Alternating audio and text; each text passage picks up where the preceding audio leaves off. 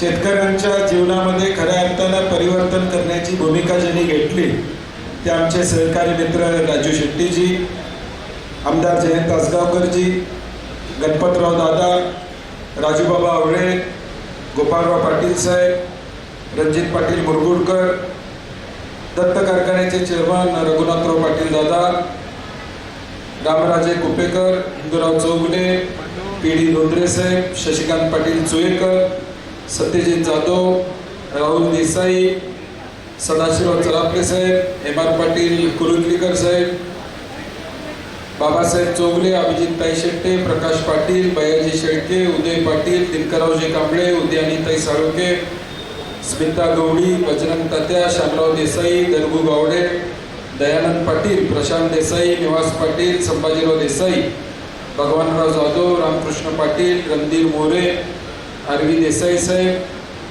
आमचे सचिन गोरपडे, जीवन पाटील, एकनाथ पाटील, जिल्हा परिषद सदस्य विक्रम चव्हाण पाटील, विद्याधर, गणपतरावजी डोंगरे, अमर पाटील, शशिभाऊ खवरे, सम्राट मोरे, प्रकाशराव पाटील, बुदरगड शिवसेना,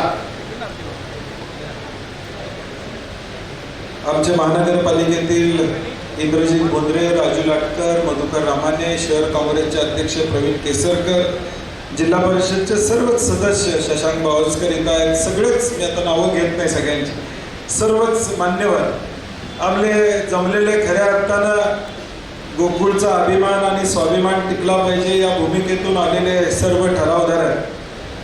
गोकुळची रणधुमाळी गेल्या 3-4 महिन्यापासून सुरू झाली आणि या निवडणुकीच्या पार्श्वभूमीवर ज्याचा उल्लेख मला वाटतं रेडेकर मामींचं भाषण व्हिडिओ करून पाठवायला पाहिजे, कारण की खऱ्या अर्थानं त्यांच्या भाषणातून आपल्याला लक्षात असेल की गेल्या 5 वर्षामध्ये कशा पद्धतीनं कारभार करण्याची भूमिका आम्ही सगळ्यांनी त्या ठिकाणी घेतली. त्या म्हणतात ते खरं आहे. 10 वर्षापूर्वी फक्त 700 ठराव आमच्याकडे होते आणि त्यावेळी सुद्धा 2 माणसं निवडून देण्याचं काम गोकुळच्या दूध उत्पादकांनी त्यावेळी केलं होतं, ज्याचा उल्लेख रणजित पाटलांनी केला की एका विचारानं आम्ही या गोकुळमध्ये या निवडणुकीमध्ये पडलो आणि 10 वर्षापासून हा गोकुळ शेतकऱ्याचा आणि दूध उत्पादकाच्या मालकीचा झाला पाहिजे ही भूमिका आम्ही सातत्यानं त्या ठिकाणी घेतली. मागच्या 10 वर्षापूर्वीची निवडणूक असू दे त्यावेळी थोडक्यात आम्हाला पराभवाला सामोरं जावं लागलं, ज्याचा उल्लेख माईनी केला. 25, 30, 40 मतामध्ये पॅनेलला फटका त्या ठिकाणी बसला आणि म्हणून पुढच्या वेळी ज्यावेळी पॅनेल करत होतो त्यावेळी म्हटलं आता नुसतं फज्जापर्यंत पोचायचं असेल तर नुसतं शर्तीत भाग घेऊन उपयोग नाही, आता सगळ्यांना बरोबर घेऊन हा फज्जा गाठायला पाहिजे आणि त्या दृष्टीनं सगळ्यांना बरोबर घेऊन 21-22 मध्ये आम्ही निवडणूक लढवण्याचा निर्णय घेतला. यश आम्हाला दूध उत्पादकांनी चांगल्या पद्धतीचं यश आम्हाला प्रामुख्यानं दिलं आणि 5 वर्षामध्ये एक चांगल्या पद्धतीचा कारभार करण्याची भूमिका माझ्यासारख्या कार्यकर्त्याने घेतली. आम्ही सातत्यानं म्हणत होतो 2 रुपये वाढ देऊ, ती 14 रुपयेपर्यंत नेली. गाई 10-12 रुपयेपर्यंत गाईच्या दराला वाढ देण्याची भूमिका आम्ही प्रामुख्याने घेतली आणि म्हशीला अनुदान देण्याचा विषय असू दे, पशुखाद्याचे दर स्थिर ठेवण्याचा विषय असू दे, या सगळ्या विषयामध्ये गोकुळला एक चांगल्या पद्धतीनं जो शेतकऱ्यांचा गोकुळ आहे, स्वर्गीय चुयेकर साहेबांनी जे स्वप्न बघितलं होतं त्यांच्या प्रत्येक भाषणामध्ये असायचं, शेण काढणारी माझी भगिनी, शेण काढणारा माझा शेतकरी हा माझा केंद्रबिंदू असला पाहिजे आणि तीच भूमिका मी सुद्धा या ठिकाणी घेतो. आमचा दूध उत्पादक हा आमचा केंद्रबिंदू या ठिकाणी असला पाहिजे आणि म्हणून 14 रुपये वाढ करण्याची भूमिका आम्ही घेतली. अनेक ठिकाणी 10 लाखाचं संकलन आम्ही 20 लाखापर्यंत घेऊन जाण्याचं काम केलं. गोकुळ वाढला पाहिजे ही भूमिका घेत असताना दूध उत्पादकाला 4 पैसे मिळाले पाहिजे, खर्च कमी झाला पाहिजे ही भूमिका आम्ही सातत्यानं त्या ठिकाणी घेतली. आज विषय नाही, अनेक विषय. उद्या जाहीरनामा निघेल त्यावेळी तुम्हाला जाहीरनाम्यामध्ये आम्ही निश्चितपणे सांगू की आमची सत्ता आल्यानंतर निश्चितपणे कुठल्या पद्धतीनं दूध उत्पादकाला म्हैस, ज्याच्या घरामध्ये म्हैस आहे, ज्याच्या घरामध्ये गाई आहे, त्याला काय आम्ही देणार आहोत हे निश्चितपणे आम्ही जाहीर करू. परंतु एक उदाहरण शेट्टी साहेब मला द्यायचं आहे की कारभारामध्ये चोखपणा आम्ही काय केला. गोकुळचा दूध ज्यावेळी मुंबईला जात होतं त्यावेळी ते पॅकिंग 2 लाख लिटरचं पॅकिंग हे खासगी एका संस्थेमध्ये खासगी एका मालकाकडे जायचं. त्याला आम्ही दर पिशवी मागं 1 रुपये 10 पैसे 1 रुपये 20 पैसे देत होतो. तो दर पुढे 1 रुपये 90 पैशापर्यंत या ठिकाणी आला. दर महिन्याला आम्ही किमान 1,20,00,000 रुपये हे फक्त पॅकिंगसाठी दुसरीकडे पॅकिंग करायसाठी आम्ही एका खासगी माणसाला देत होतो. परंतु आमच्या ताब्यात गोकुळ आल्यानंतर त्याच गोकुळच्या शेजारची एक जागा 18 कोटी रुपयाला आम्ही घेतली. त्यामध्ये 18-20 कोटीची मशिनरी या ठिकाणी घातली आणि आता आमचं 3 वर्षात ते सगळे पैसे फिटले अशी अवस्था आमची या ठिकाणी झाली. आज दर वर्षाला 12 कोटी रुपये जे आम्ही दुसऱ्याला देत होतो आता आमच्या स्वतःच्या मालकीच्या प्रकल्पामध्ये आमच्या दुधाच्या पिशव्या या ठिकाणी करायचं काम प्रामुख्यानं त्या ठिकाणी केलं. असे अनेक उदाहरण आहेत. 1 रुपया मिळत असेल तर 86 पैसे हे गोकुळच्या दूध उत्पादकाला देण्याचं काम आपण करतो. जसं फॉर्म्युला 70-30चा शेट्टी साहेब उचलला इथं तर 86 पैसे आपण परत देण्याचं काम करतो. ते अजून 2 पैसे कसे वाढत नाही हा आमचा उद्याच्या भविष्यकाळात या ठिकाणी प्रयत्न असणार आहे. आणि म्हणून आज अवस्था गोकुळची काय ज्याचा उल्लेख शेट्टी साहेबांनी केला. आज उलट्या बाजूला असलेल्या लोकांच्यात कोण बोलू शकत नाही. सगळे सरकारच्या दबावाखाली या ठिकाणी आज पॅनेल ठरलं पॅनेल केलं तर पॅनेलचा निर्णय उमेदवारीचा निर्णय हा कोल्हापूरमध्ये होणार आहे मुंबईमध्ये आमचा होणार कारण की गोकुळ कुठला आहे कोल्हापूरचा. ही लढाई आता कोल्हापूरच्या अस्तित्वाची आहे. ही लढाई आता कोल्हापूरच्या मातीची आहे. ही लढाई आता कोल्हापूरच्या स्वाभिमानाची आहे. ही लढाई कोल्हापूरच्या अस्मिता स्वाभिमान आम्ही जपण्याची आहे. ज्याचा उल्लेख अनेक वक्त्यांनी आपल्या भाषणामध्ये या ठिकाणी केला. पहिला लढा 10 वर्षापूर्वी आम्ही केला तो मल्टी स्टेट होऊ नये केला. मल्टी स्टेट झाला असता तर निवडणूक काय झाली नसती. मल्टी स्टेट नाही म्हणून आज विरोधकांना तुम्ही आमचे ठरावधारक असता तरी पै पाहुणं भेटा येतोय बोलायला येतोय. आज ठरावधारकाला जी काय या ठिकाणी प्रतिष्ठा ही फक्त आणि फक्त मल्टी स्टेट न झाल्यामुळे आज मालकी आमची अबाधित राहील. आज 7 बऱ्या गोकुळच्या 5,500 संस्थांचं नाव लागलं. या नाव लागायला मी म्हणत नाही माझं एकट्याचा श्रेय आहे परंतु मल्टी स्टेटला विरोध केला म्हणून आज संस्थांचं नाव या 7 बऱ्यावर गोकुळच्या या ठिकाणी लागलं. नाहीतर या 7 बऱ्यावर अजून नावं लागली असती तर पोटकुळ कुळाचं नाव लागलं असतं तर आमचं काय या ठिकाणी 7 बऱ्यावर याची मालकी राहिली नसते. आज ताटमानेनं आम्ही या कोल्हापुरातले संस्था सांगू शकतो की गोकुळमध्ये मी सभासद आहे मी मालक आहे. ही भावना आम्ही या ठिकाणी निर्माण केली. तुमच्या मालकीचा हक्क अबाधित ठेवण्याचं काम आम्ही प्रामुख्याने या ठिकाणी केलं. मी 10 वर्षापूर्वी निवडणूक लढवली त्यावेळी रणजित दादा तुमच्या उलट निवडणूक लढवत असताना तुमच्या कुठल्या संस्था पत्र करायचं काम आम्ही केलं का केलं. आम्ही समोरासमोर निवडणूक लढवली. उद्या निर्णय लोक घेऊ द्या. मी कधी संस्था पत्र करायच्या भानगडीत पडलो नाही. 5 वर्षापूर्वी लढलो नाही आपण. अभिजित त्यावेळी काय संस्था पत्र संस्थेवर कुठले मला वाटत नाही हरकत आपण कुठे घेतली. म्हणजे पॅनेल उभा करत असताना उलट्या बाजूच्या कुठल्या संस्थेवर हरकत घेतली नाही. कारण की मूळ पाया काय गोकुळचा शेतकरी चंदगडचा या ठिकाणी म्हशीचं दूध काढतो.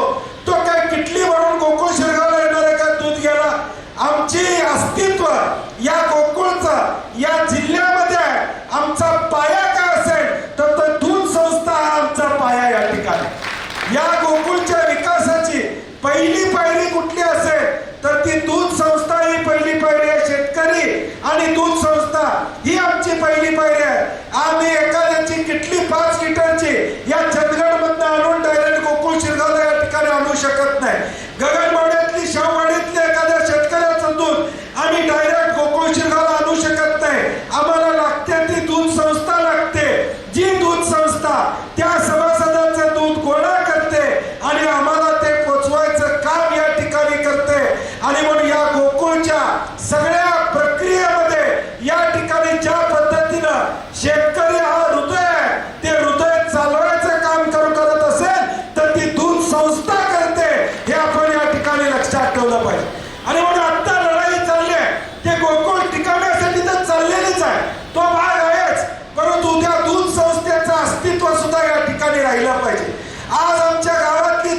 व्यवस्था अभिमानाने सांगते 1000 लिटर गोळा करतोय, 2000 लिटर या ठिकाणी गोळा करतोय. स्पर्धा असते आमच्या गावामध्ये. मी किती म्हशी आणल्या, मी किती म्हशी वाटल्या, मी या ठिकाणी आपलं देतोय, बोनस किती दिला, याच्यावर आमची स्पर्धा या ठिकाणी असते. मी भेट वस्तू किती दिल्या, याच्यावर आमची स्पर्धा असते.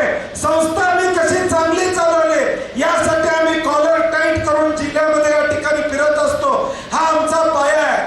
मी मुद्दामून तुम्हाला हे का सांगतोय, कारण की ज्या ज्या राज्यामध्ये, ज्या ज्या जिल्ह्यामध्ये असे सण निघाले, तिथं नेटवर्क नव्हतं, दूध संस्थांचं नेटवर्क नव्हतं, दूध गोळा करून आणणारी व्यवस्था नव्हती, आणि म्हणून ते संघ टिकले नाही.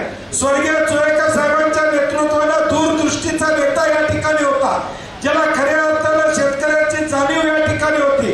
खऱ्या अर्थानं शेतकऱ्याचे अश्रू पुसण्याचं काम त्यांनी या ठिकाणी केलं होतं. शशिकांत चोळेकर माई म्हणलं ते बरोबर आहे, त्यांना चोळेकर साहेबांचा फोटो लावायचा काय अधिकार, कारण की शशिकांत चोळेकरांचं नाव या ठिकाणी फायनल झालं होतं. मी बाबासाहेब चौगले सिनियर आहेत, त्यांना बोलवून समजावून सांगितलं होतं, थोडं तुम्हाला थांबायला लागणार, आता आपल्याला शशिकांत चोळेकरला चेअरमन करावं लागणार. ही भूमिका मी प्रामुख्याने या ठिकाणी घेतली होती. ज्या घरानं आपलं आयुष्य या ठिकाणी दिलं, ज्या चोळेकर साहेबांनी इथं प्रत्येक बसलेल्या माणसाला शशी जर विचारलं चोळेकर साहेब भेटले होते का, 100% हात वर येतील. 100% हात, काय बरोबर आहे का नाही? 100% हात वर येते. शेट्टी साहेब, चोळेकर साहेबांनी खऱ्या अर्थानं गोट्यापर्यंत जाऊन या ठिकाणी शेतकऱ्याला न्याय देण्याचं काम आपल्या हयातीत या ठिकाणी करण्याचा प्रयत्न केला, आणि म्हणून आज त्या नेतृत्वाला स्मरून आम्हाला उद्याचा कारभार या ठिकाणी करायचा आहे. उद्याचे अनेक नवे संकल्प, नव्या गोष्टी उद्याच्या काळात आम्हाला या ठिकाणी करायच्या आहेत. आज आमची लढाई चालली आहे, ती गोकुळ टिकवण्यासाठी चालली आहे. शेट्टी साहेब म्हणले ते खरं आहे, उद्या या ठिकाणी हे कोणी काही बोलू शकत नाही. आज अवस्था एवढी वाईट आहे की या ठिकाणी बोलू शकत नाही. आम्ही आता सभागृहात आहे, सभागृहात बघतोय, म्हणजे काल तर एवढा विषय या ठिकाणी झाला, टीईटीचा पेपर फुटला. त्या टीईटीच्या पेपरवर आम्ही शिवसेना आणि काँग्रेसच्या लोकांनी दंगा केला, आम्ही त्याच्यावर गदारोळ केला, परंतु सत्यातला शिक्षक आणि पदवीधरचा आमदार खुर्चीतनं सुद्धा उठायचं धाडस करत नाही. खुर्चीतनं उठायचं सुद्धा. आम्ही म्हणतो अरे बाबांनो बोला, पेपर फुटलाय, तुम्ही ज्या शिक्षकाचं नेतृत्व करताय त्या शिक्षकासाठी ते बोला. जाऊ दे तिकडे तुमचं राजकारण, किमान शिक्षकांनी बोला. खुर्चीतनं उठायचं सुद्धा धाडस त्या आमदारांचं झालं. मी नाव घेत नाही, परंतु ते उठले सुद्धा नाही. म्हणजे आज ह्यांची अवस्था, राज्यामधल्या सत्तेत असणाऱ्यांची अवस्था काय, तर या ठिकाणी मुक्याचा मार या ठिकाणी सहन करायचा. लोकांचा प्रश्न असला तरी त्या ठिकाणी बोलायचं नाही, भूमिका घ्यायची नाही. जे चाललंय ते निमूटपणे ऐकायचं, या पद्धतीचं धोरण आहे. आणि म्हणून उद्याच्या संकट काळी आपल्याला या ठिकाणी सक्षमपणे गोकुळ ताकदीनं एकसंघ ठेवला तर जी येणारी संकट आहे त्या संकटावर आपल्याला मात करता येईल. येणारं जे आक्रमण आहे त्या आक्रमणाला तोंड द्यायचं असेल तर आमची स्वाभिमानी टीम आपल्याला या ठिकाणी न्याय देणार, हे आपण दूध उत्पादकांनी लक्षात ठेवा. आमची स्वाभिमानी या ठिकाणी समविचारी आघाडीच आपल्याला न्याय देणार, दूध उत्पादकाचं हित जोपासण्याचं काम करणार, हे आपण या ठिकाणी लक्षात ठेवलं पाहिजे. अजून बऱ्याच सभा होणार आहेत, अजून पुढनं काय येते त्याच्यावर बॅटिंग करायला लागणार. त्यामुळे सगळेच मुद्दे आज बोलून चालणार नाही. कुठनं बॉल कसा येतोय, काय बोलतात त्याच्यावर आपण करू. महिना 2 महिने आपल्याला, माझी आता आपल्याला कळकळीची विनंती आहे. आमची लढाई आता इथं ठराव दाखवायचे, हे आम्हाला काय आता पॅनेल मध्ये कोण घ्यायचं आहे, कुणाला सीट पाहिजे म्हणून आमचं चाललेलं नाही. आमचं ठराव चालल्यात काय, तर गोकुळ टिकवायसाठी, गोकुळ वाचवायसाठी. आता तिकडचा हिशोब बघितला तर मगाशी कुणी ते सांगितलं 7,000 8,000 वर आता ठराव जातील अशी अवस्था साधारणपणे या ठिकाणी झालेली आहे. या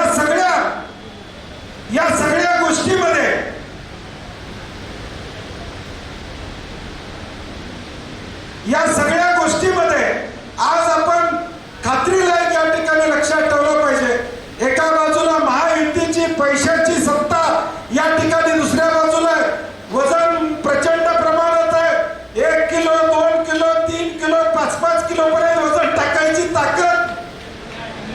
मी काय आता बोलत नाही, टीव्ही चालू आहे. तुम्हाला लक्षात आलं काय म्हणायचं ते. आणि दुसऱ्या बाजूला 14 रुपये दर देणारा बंटी पाटील, दुसऱ्या बाजूला दुधाला दर देणारी आमची आघाडी आहे. दुधाला न्याय देणारी आमची आघाडी या ठिकाणी आहे. म्हशीला न्याय देणारी आघाडी आमची आहे. गाईच्या दुधाला न्याय देणारी आघाडी आमच्या बाजूला आम्ही आहे. आणि उलट्या बाजूला वजन घेऊन बसलेले लोक आहेत. आपण आता निर्णय घ्यायचा आहे की आपण कुठल्या बाजूला या ठिकाणी जायचं. इथं आलेले तर तुम्ही सगळेजण आमच्या बरोबर आहात याची मला निश्चितपणे खात्री आहे.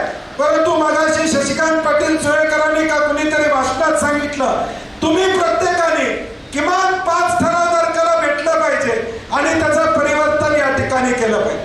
निकाल लागल्यानंतर बिन आवाजाचा बॉम्ब फुटणारच आहे. कारण की उलट्या बाजूला हाय का नाही, आपल्यात काय खतखत आहे का?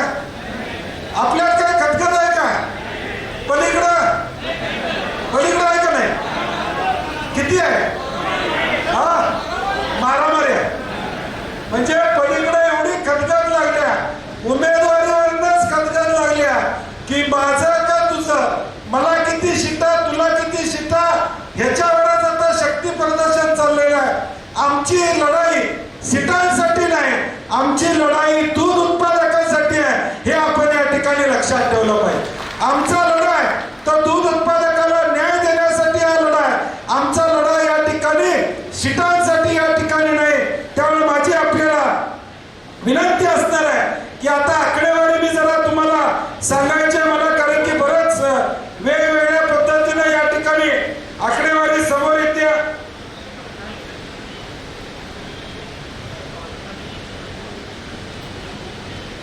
मोठा भाऊ बारका भाऊ ते चालूच आहे असं, ते काय मिटत नाही, ते देवाभाऊ ठरवणार.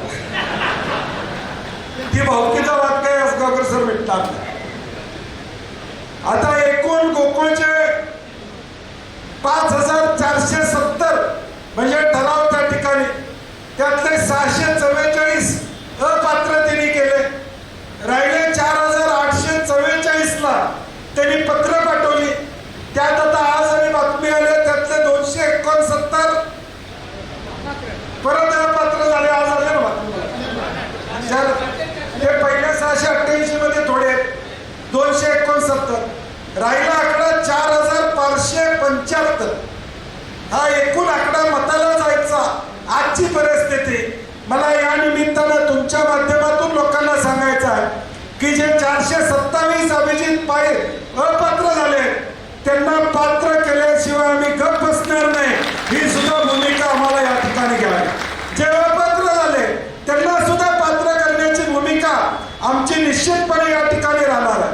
हे गोकुळचे ठराव ज्यावेळी द्यायचं झालं डोंगरे साहेब, त्यावेळी आपण सगळ्यांना तुम्हाला निरोप दिले. तुम्ही फोन करून विचारत होता मला शक्ती प्रदर्शन करायचंय का, एकत्र जायचंय का. त्यावेळी आमचं ठरलं नव्हतं शेट्टी साहेब शक्ती प्रदर्शन करायचं. मी सगळ्यांना सांगितलं जसं येतील तसे तुम्ही ठराव नेऊन द्या. दिलेत का नाही? बऱ्याच जणांनी गोळा दिलेत का नाही? हात वर करा. म्हणजे कळलं पाहिजे की बऱ्याच लोकांनी आमचे ठराव दिले. आपण नंतर अचानकपणे राष्ट्रवादीनं जाहीर केलं की शक्ती प्रदर्शन करणार.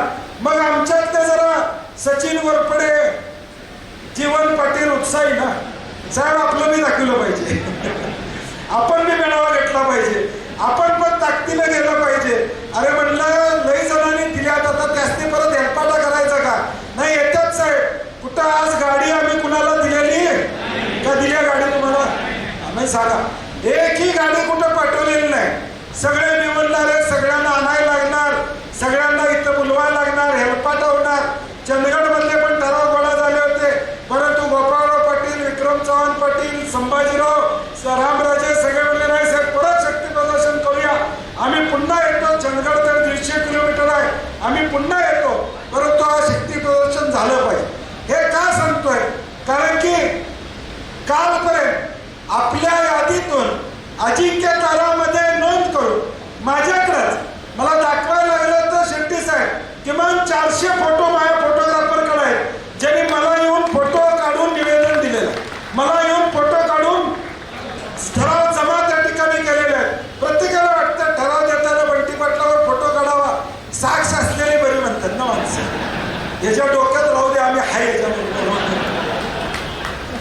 त्यामुळं फोटो काढले लोकांनी, ठराव जमा केले.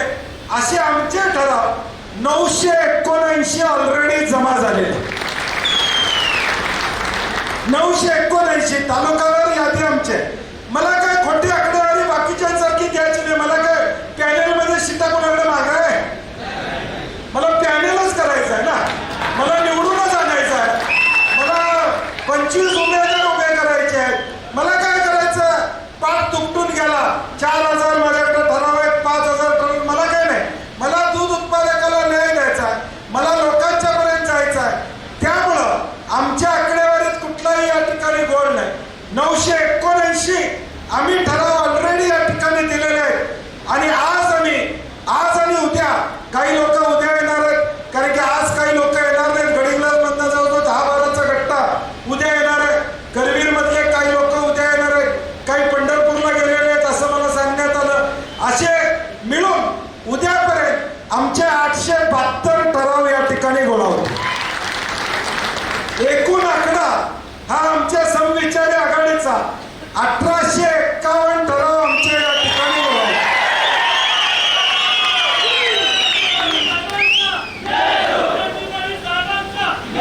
यात काही फरक पडणार नाही.